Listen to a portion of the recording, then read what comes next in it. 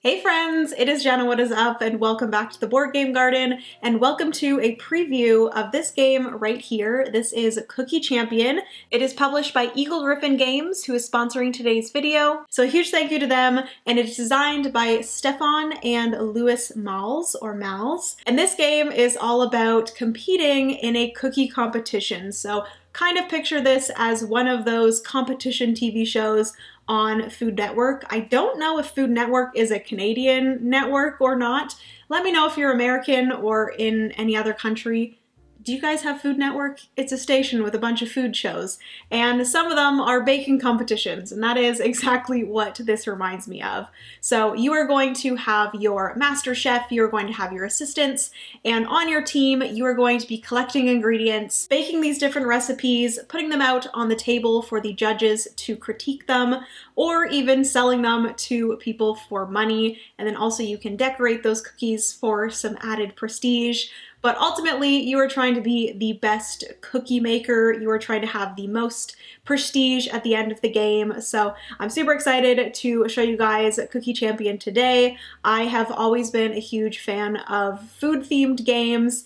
And if you've been around on my channel for a while, you know that I've been wanting a bigger, like, Euro-style cooking game. Not so much. A lot of like cooking games, they tend to be real-time games, like Kitchen Rush, as well as like Coffee Rush is one that I just recently played. So this one including some area majority, as well as some resource management, as well as some hand management and open drafting and stuff like that.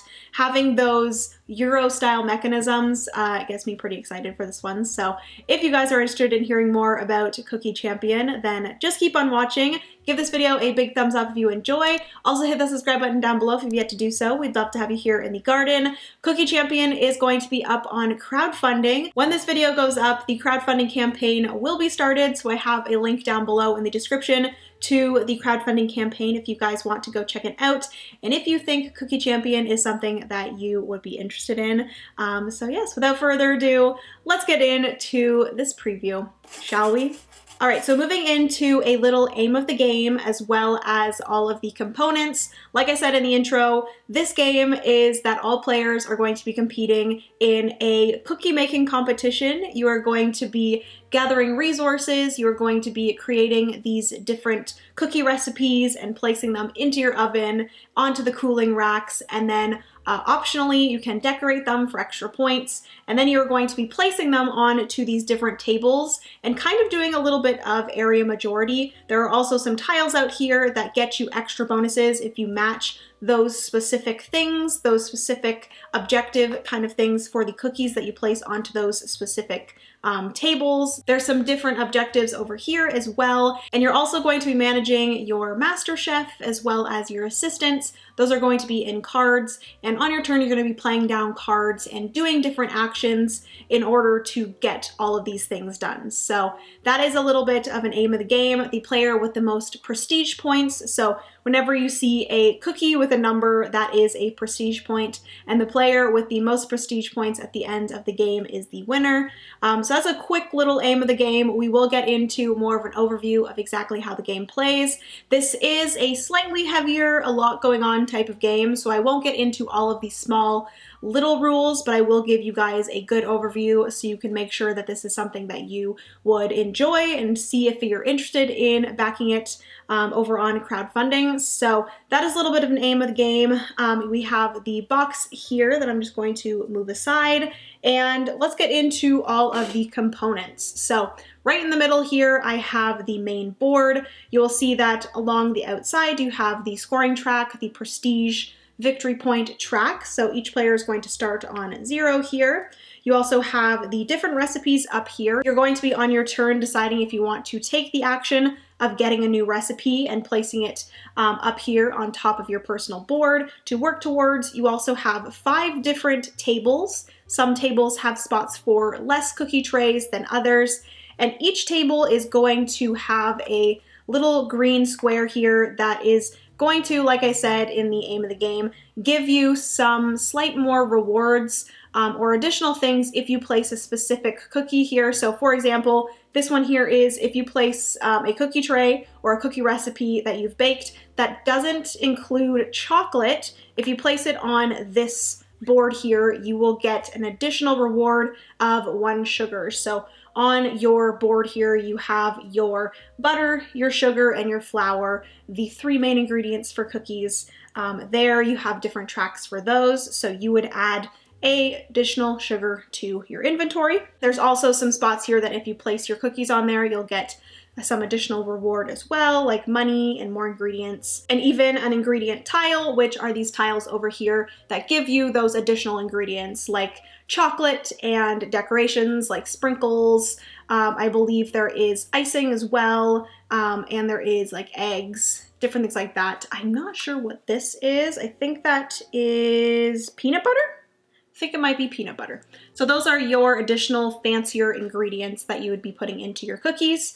So you have that middle area here. You have a few additional tables here. One is the host table. So you can, at some point in the game, put one of your little markers on these different spots in order to do different things, which I will explain further in the how to play. We also have these 2 purple tables here. If you flip it over to the other side, the tables turn green. So that's just for different player counts. But in a 1 to 2 player game, you have the purple tables here. And then you also have, like I said, the fancier ingredients down there that you can get. You also have some different assistants down at the bottom there. Those ones are special assistants that you have to have something completed before you can gain those assistants. And then you guys, I don't think you can see this fully, but there is a spot for additional assistants that you can hire on your turn. So that is pretty much everything for the main board. I will get into what everything does in the how to play. We also additionally have these tray boards here, which will come into the game when you are doing that closed drafting, or sorry, I think it's more open drafting than closed drafting. But that is to get more assistance into your hand. You also have some money here. You have 2 bags, so you have the recipe bag, so those are all of the recipes, and then you have the ingredients bag here, so you'll be taking those out and placing them here each round and replenishing what has been taken. And then we also have the personal boards here that I will go over. Each of the players has a different shape, so the 2 that I have right now are the stars and the hearts, but there are additionally flowers, like a little teardrop, as well as like gingerbread men. So those are the 5 different shapes and colors of player boards. So you have your player board here. You also have on the side where you're going to be putting your decorations. So if you do add a decoration to your different cookies that you are serving out, you do get to place those tiles over here, and those are going to get you additional income at the end of the round. At the top, you have spots for 3 different recipes that you're working towards. You have your 3 different tracks, like I've mentioned. So you have your flour track, your sugar track, as well as your butter track. And then you have the spots below, which are going to be for your used and unused staff cards. So I'll get into how the staff cards are played, but basically it's a little bit like a deck builder in a way where you're going to pick up a certain amount of cards in your hand. You are going to do a little bit of drafting, and then you're going to discard a card or actually get rid of a card from the game. And then those are going to be the cards in your hand that you're going to use each round. Once you have used all of those cards in your hand, they're going to go to a discard pile, and then you're going to pick up more. If you don't have any more to pick up, you are then going to reshuffle your used staff, put them into the unused, and then pick up the remaining cards from there. And then on your turn, you are going to be playing down a card in order to do some sort of action, and then each of those staff members are going to have a bonus action that you can decide to use as well. So that is the staff area at the bottom there, and then you also have your, I guess, like ovens and cooling racks. So you do have space here. I think they are just your cooling racks. I think once you've put them from your little inventory up here to the cooling rack, that kind of represents them getting baked, and then they are onto the cooling rack. So you have those there, and then that's the time where you would decide to decorate them, and then you can decide to serve them. You can either sell them to people for money if you are in dire need of money, or you can decide to place them onto one of these tables. So that is everything for the personal player boards. I also have another one over here with the yellow player. We have the cards here, which we'll get into. The first player marker is a little rolling pin, which I think is the cutest thing. We also have some additional scoring tiles, and these are simply just for different player counts. On the purple side, there's only 2 spots for players to place their pieces, and then on the green side, there are 3 different spots. There is a solo mode for Cookie Champion, so all the solo players out there, you know that when a game has a solo mode, it is a thumbs up from me. I do love a good solo mode. So I believe that is everything for all of the components here. Let's get into how exactly Cookie Champion plays. All right, so Cookie Champion is going to be played over 4 rounds, and each of the 4 rounds is going to be played in 4 different phases over and over again until all players have played out the 5 cards that they have in their hand. So the first phase actually doesn't really happen on the first round because that is going to be kind of replenishing the different things. So you're going to be getting rid of these 2 recipes up here. So whenever there's a little down arrow, that means that at the beginning of the round, you're going to discard those, you're going to push over the remaining recipe cards, and then you're going to replenish from the recipe bag here some new recipes into this area. And then the same thing goes for the ingredients down here. The 3 at the bottom do have that down pointing arrow, and those are going to be discarded. And then any other ones are going to be pushed down and then replenished from there. So that is the preparation phase. And then you will move into the drafting phase or the gaining new staff phase. So in this phase, this is the drafting part of it, where basically the starting player, so whichever player has this is going to change each round, so it will be moved from player to player, but whoever is the first player or the starting player will get the number 1 baking tray, and then the person to their right is going to get the number 2 baking tray. And then the starting player will take the stack of staff cards, and they are going to take out the number of players, so in this situation it'd be 2 plus 2. They would take those cards and then place them onto the baking tray. They would then give this stack of cards to the player on their right. They would take 2 plus the player count plus 2 and place that onto baking tray number 2. And then we would go into drafting. So the first player would take the cards that were on the baking tray 1. They would look at the 4 cards and decide which one they wanted to take. And maybe they might decide that they want to take this card right here. So they would take that one, they would place the rest onto that tray, and then they would send it to the next player. This would be going in clockwise, and then the second baking tray would be going counterclockwise. So these would actually be going at the same time. Everyone would be taking one of those cards, passing it to the next person until each player has gotten 1 card from each tray. So they would now have 2 new cards, and they would also pick up 4 of their cards. When you start the game, you do have 4 cards, so they would pick up those cards. If they didn't have 4 cards, they would then, like I said, shuffle their already used staff cards and put them into their unused staff cards, and then pick up any remaining that they would want. And then once we've done all of the drafting phase, each player would then have 4 cards from their personal player board and then 2 new cards that they drafted from the trays. At this point, the player would look at all of their 6 cards they had in their hand. They would decide to discard one of them, which they might decide, I'm going to discard this one. And when I say discard, I actually mean like exile from the game. You're getting rid of that from the game. You are not placing it into your used staff pile. You are actually taking it and getting rid of it from the game. So you would then start that round with 5 cards. This would happen at the beginning of every single round. So once each player has taken 2 of these, so let's just pretend the other player has taken theirs as well. There will be 2 of each of these here. And what will happen is these will actually become staff that you are able to hire throughout the game. So these are the ones that no players decided to take. they would go onto the board, and one of the main actions that you can take is deciding to hire a staff member. So let's get into what cards are in your hand and what exactly these cards mean and what are the actions that you're going to be taking on your turn. So like I mentioned, after the selecting your staff phase, you will have 5 cards in your hand, and starting with the first player, the one that has the roller, they will decide which card to use in their hand to perform an action. So the different cards are going to have different bonus actions. So I will be putting up some B-roll, but every chef is going to have a different bonus action, and then every chef is going to be able to do different actions. So that is depending on if that chef is a master chef, so the head chef, or if they are an assistant. So if the chef is wearing a larger hat, that means that they are the master chef.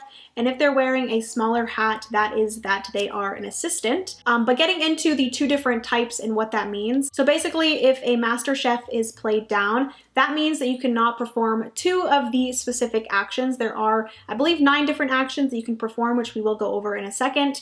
They are all pretty straightforward. But the master chef cannot acquire ingredients, and the master chef cannot buy goods. So those are the 2 things that they can't do. And then the assistants cannot hire staff, which makes sense. You don't want your assistants hiring new assistants. And then also the assistants cannot decorate. So that's kind of like the finishing touches of the cookies. The master chef kind of wants that last imprint on the cookies. Those are the 2 different actions that you cannot perform with these specific types of cards. But let's get into all of the different actions that you can perform when playing down a card. All right, so the first action that you can perform when placing down a card is the take a recipe action. So you can, when you take this action, this is a main action. All of these that I'm talking about now are main actions.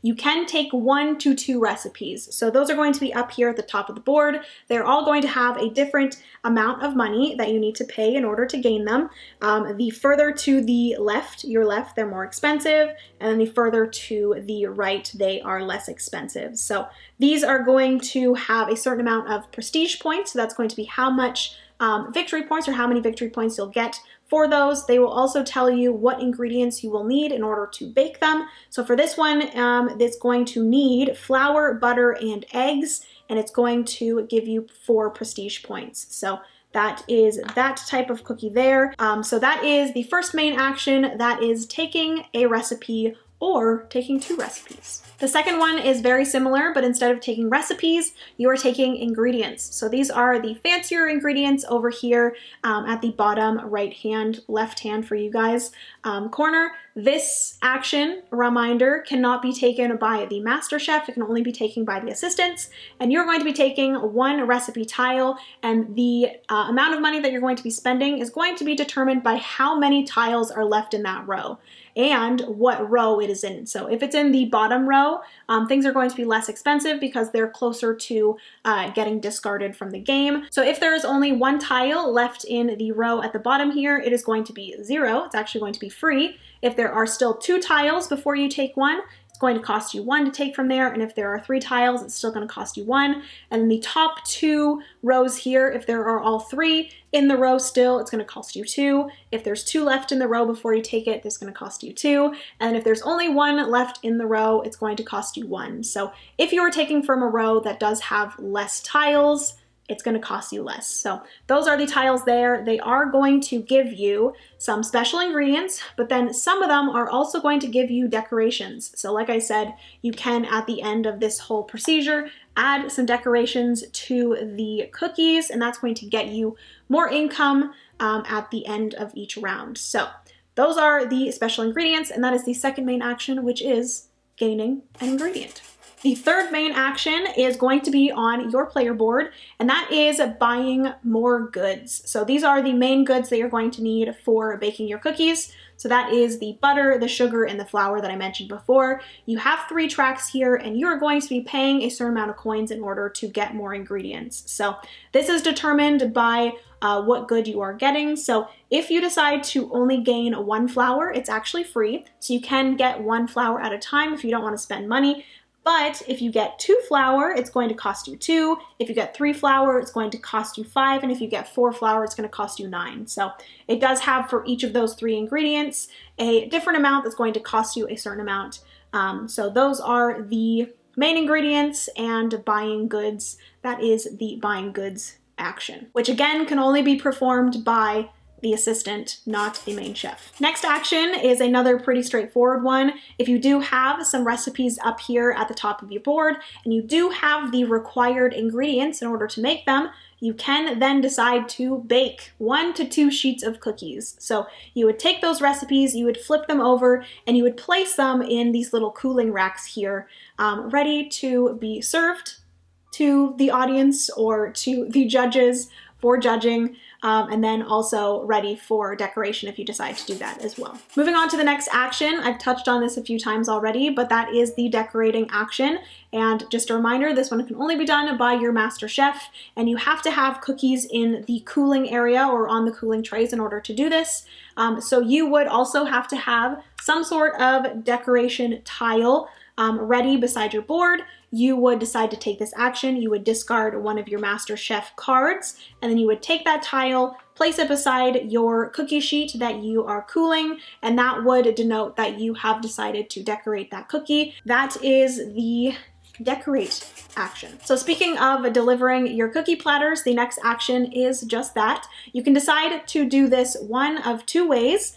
So like I mentioned, you do have to have a finished cookie platter on the cooling tray. You will optionally have one of the decoration tiles beside that cookie tray, and you will decide to deliver 1 or 2 cookie platters. And like I said, you can do this one of 2 ways. You can either decide to put it onto one of the tables to be judged, or you can decide to sell that cookie platter for money. So this is another great way to make money. Basically how the selling works is that whatever cookie platter you are deciding to sell, you would look at how many prestige points you would get if it was placed out on one of the judges' boards, but you wouldn't get those prestige points. You would simply just gain 5 coins per prestige points. So if I decided to sell this cookie platter here, it would get me 4 prestige points, but if I decided to sell it, I would gain 5 coins per prestige, so I would gain 20 coins for selling this cookie platter. And then also optionally, you can decide to put your cookie platter onto one of the spaces on these judges tables.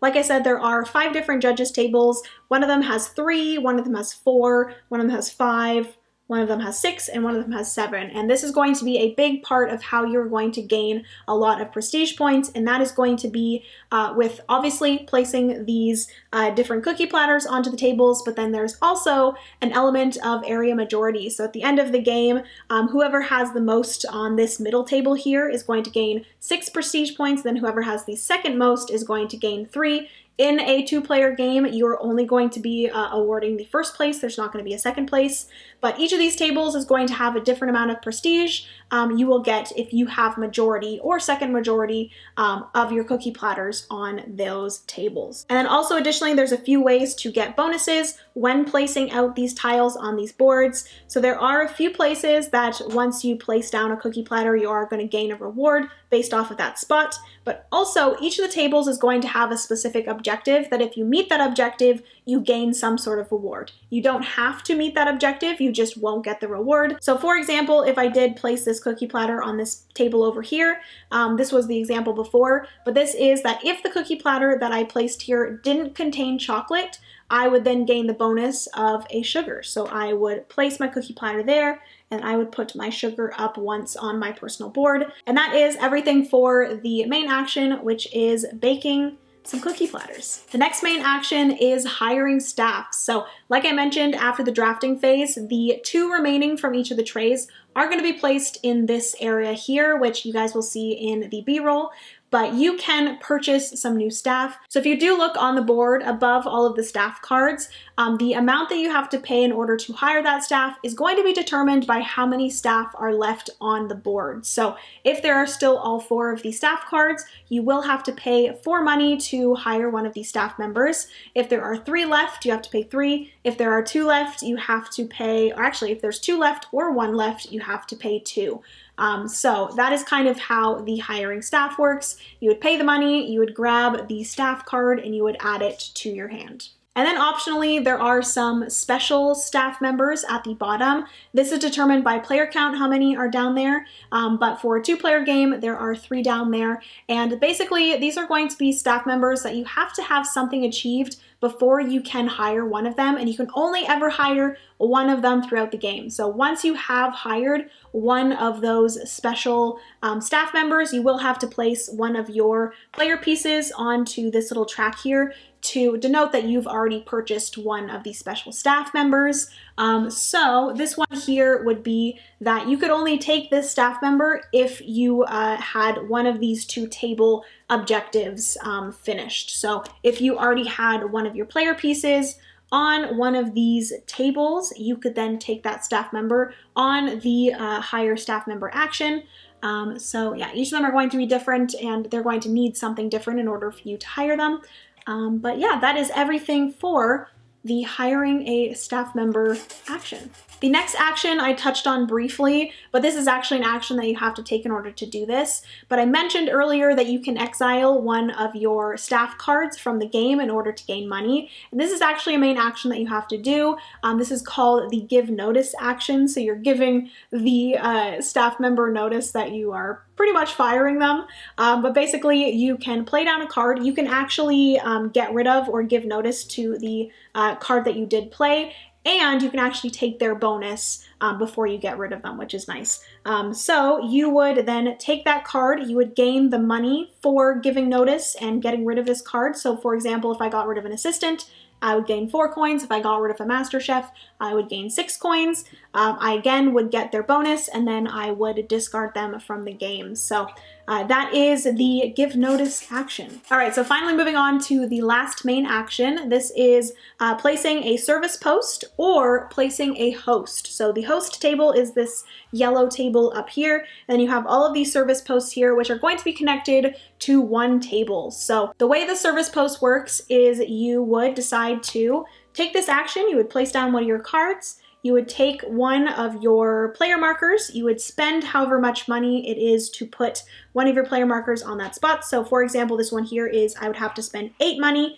I would place my little player marker there, and this would gain me 2 prestige points. And then this one is connected to this table here. So what would happen is going forward, whenever I delivered a cookie platter to this table, I would optionally be able to spend an additional 3 coins on that turn in order to gain an additional prestige point. So this just allows you to kind of not really take control of that table, but just get yourself more bonuses when delivering to a specific table. And then for placing a host, you would do the same thing. You would pay a certain amount of money to place one of your markers onto a spot, and then at the end of the game, you will be gaining some victory points based off of how many other players had their player pieces on service posts. So, for example, if one other player had at least 1 player piece on a service post, each of my pieces would be worth 1 prestige. And then also when you are gaining income, whatever pieces you have on here are going to gain you an additional 2 money in the income phase, which is really nice to have. And that there is everything for the 9 main actions that you can decide to do on your turn. To reiterate, you will on your turn decide what card you want to play. You would play that down to your used staff section. You would perform one of those main actions, and then you would go into performing the staff bonus action, which, like I mentioned, each of these staff members does have a bonus action here. You can decide to perform the action or not. You don't have to. You can also decide to not perform a main action as well. You would get to perform the bonus action after you perform the main action, and this is going to be different. There are a bunch of different actions that are in the rule book, so you can kind of go through and figure out what all the different actions is. But this one here specifically is that I would be able to gain another ingredient from here, paying whatever price I would need to gain that ingredient. All right, so that is everything for all of the main actions as well as the bonus actions. This would continue. Each player would play their turns, playing down a card until they have no cards left to play. And then at that point, they would decide to pass. And then once every player has decided to pass, you would move into the gain income phase. So as I was teaching the game, I've already gone over the income briefly, But to reiterate, each player is going to have a base income of 5, and then whatever decoration tiles you have along the side will gain you additional income. So an additional 2, additional 3, additional 1 prestige, additional 1 prestige, and then additional 2 prestige, depending on how many of those tiles you got out. You also will gain income for your hosts over here, like I mentioned. How many player pieces you have out here is going to determine how many additional coins you'll get. So for each player piece you have out on the host board, it's going to get you 2 additional income. And then once you are finished with gaining income, you would then go back to the preparation phase. You would discard some of the tiles. You would go into the gaining new staff cards. You would pick up new staff. You would draft new staff. You would get rid of 1 staff, and then you would go into the actions again. This would continue for 4 rounds until you've gone to final scoring, and then final scoring would happen. So final scoring would start with any players that still had cookie platters on their cooling racks. They would sell those for however much they would get. So like I explained, you would get 5 coins for each prestige. So this 4 prestige tile here would get the player 20 coins. They would sell those 2 or 1 cookie platters that they had on their cooling racks, and then they would exchange 10 coins per prestige. So if they had 30 coins, that would get them 3 more prestige. But once each player had finished selling off their remaining cookies on their cooling rack, you would go into the area majority on all of these different tables. You would calculate who has the most and who has the second most. In a 2-player game, just the most. You would also gain victory points for any service posts that gave you victory points. If you had any of your player pieces on the host board, you would gain the victory points for those. Additionally, you would gain them for, like I mentioned before, for every other player that had at least 1 player piece on a service post. Each of my pieces would be worth that many prestige. And then additionally, you would get victory points based off of where your pieces are on these objectives. And after all of that, final scoring, whoever has the most prestige is the winner.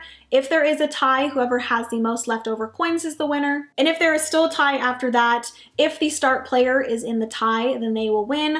But if the start player is not in the tie, then whoever is closest, going clockwise around the table, is closest to the start player would be the winner. And that is everything for this preview of Cookie Champion. Hopefully you guys enjoyed. If you did, please give this video a big thumbs up. Also hit the subscribe button down below if you've yet to do so. We'd love to have you here in the garden. Comment down below if Cookie Champion sounds like something that you would enjoy. Like I mentioned, I will have the link to the crowdfunding campaign for Cookie Champion down below. Definitely go and check it out if it's something that you think you are interested in. I love you guys so much. Remember, you are somebody's reason to smile, and I will see you in the next board game video. Bye, friends.